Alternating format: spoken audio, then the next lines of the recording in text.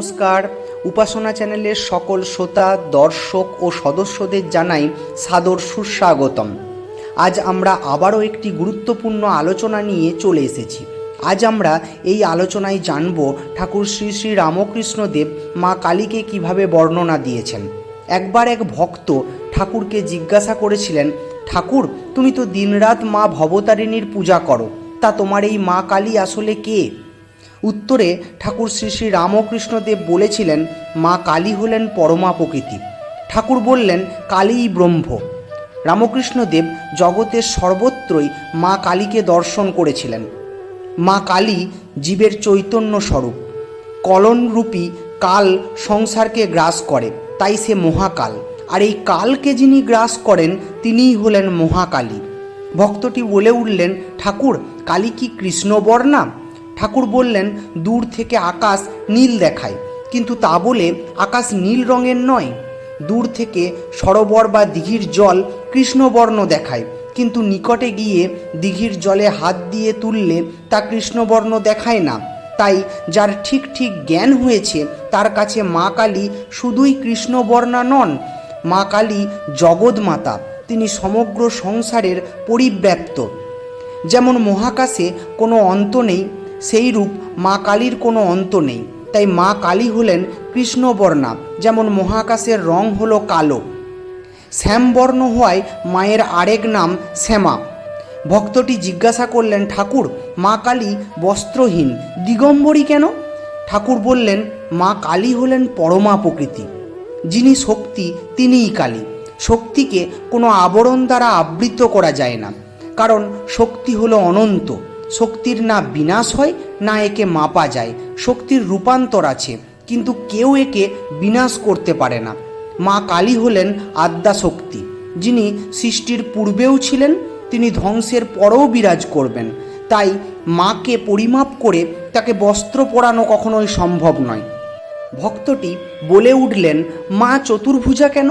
ঠাকুর বললেন, মা কালীর বাম দিকের ঊর্ধ্বহস্তে খড়গ এবং বাম দিকের নিম্ন হস্তে নরমুণ্ড ধরে আছেন। মায়ের হস্তের খড়গ জীবের অহংকার নাশের প্রতীক স্বরূপ, আর নরমুণ্ড হল জ্ঞানের প্রতীক স্বরূপ। অন্যদিকে মায়ের ডান দিকের হস্তে বর ও অভয় মুদ্রা রয়েছে, যার দ্বারা তিনি সন্তানদের আশীর্বাদ করছেন। ভক্তটি বললেন, মায়ের বাহনকে? ঠাকুর বললেন, মায়ের বাহন হলো সব, যা মায়ের পদতলে থাকে। আসলে সবের যেমন কোনো কামনা বাসনা থাকে না, অর্থাৎ সর্বত্রভাবে গুণাতীত হয়, তেমন গুণাতীত হলে তবেই মায়ের চরণে ঠাঁই পাওয়া যায়। তাই মা কালী আমাদের সকলকে সমস্ত মোহমায়ার ঊর্ধ্বে যেতে নির্দেশ দিয়েছেন। আবার ওই ভক্তটি জিজ্ঞাসা করলেন, মায়ের গলায় নরমুণ্ডল কেন ঠাকুর? ঠাকুর উত্তর দিলেন, মায়ের গলায় 50টি নরমুণ্ড থাকে, যা 50টি বর্ণের নির্দেশ করে। অর্থাৎ সমস্ত জ্ঞান ও বিজ্ঞানের সব কিছুই মায়ের মধ্যে রয়েছেন। মা হল স্বয়ং জ্ঞানদায়িনী। ভক্তটি বললেন, ঠাকুর, কালীর তো নানা রূপ, শ্যামা কালী, নিত্যকালী, রক্ষাকালী, শ্মশানকালী।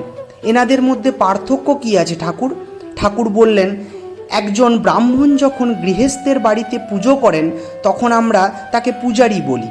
আবার তিনিই যখন ওই বাড়িতেই অনুষ্ঠানে রান্না করেন তখন তাকে আমরা রাঁধুনি বলি। আবার তিনিই যখন বেদের জ্ঞান শিক্ষার্থীদের দান করেন তখন তিনি হয়ে যান শিক্ষক। একই ব্রাহ্মণ ভিন্ন ভিন্ন নামে ভিন্ন ভিন্ন কাজ করে।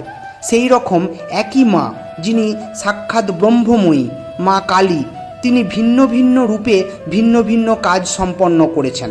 ঠাকুর বললেন যে নিত্যকালীর কথা তন্ত্রে উল্লেখ আছে।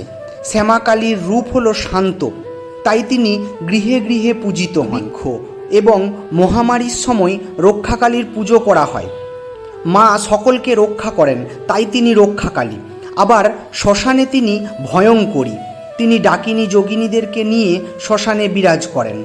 ধ্বংসের মধ্যে সৃষ্টির বীজ লুকিয়ে থাকে।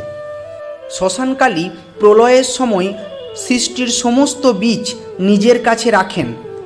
এভাবেই মা কালী জগৎ রচনা করেছেন। তো বন্ধুরা, আশা করি আমার এই ভিডিওটি আপনাদের ভালো লেগেছে। যদি ভালো লেগে থাকে তাহলে লাইক কমেন্ট করুন আর যত বেশি পারেন শেয়ার করে ছড়িয়ে দেন।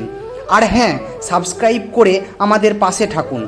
ঠাকুর মা স্বামীজির চরণে প্রণাম জানিয়ে আমার এই ভিডিওটি এখানেই শেষ করলাম। ধন্যবাদ।